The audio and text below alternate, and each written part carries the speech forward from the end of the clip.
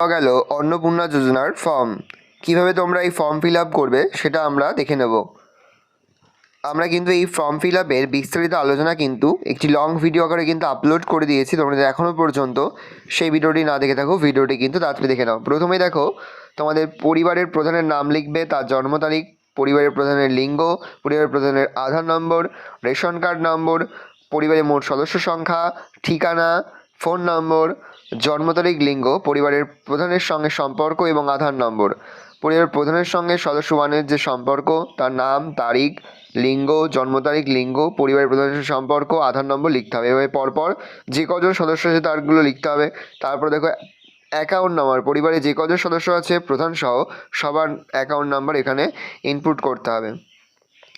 দেখো আরও কিছু তথ্য রয়েছে এই সংক্রান্ত বিস্তারিত আলোচনা কিন্তু লং ভিডিও আকারে আপলোড করে দিয়েছি। তোমরা যদি এখনও পর্যন্ত সেই ভিডিওটি না দেখে থাকো, ভিডিওটি কিন্তু তাড়াতাড়ি দেখে নাও, ভালো করে ফর্মটা দেখে নাও। শর্ট ভিডিওতে পুরোপুরি তোমার দেখানো সম্ভব নয়, আমরা কিন্তু লং ভিডিও আকারে কিন্তু ইতিমধ্যে আপলোড করে দিয়েছি। তোমরা সেখান থেকে সম্পূর্ণ ফর্ম ফিল আপের প্রসেসটা দেখে নেবে।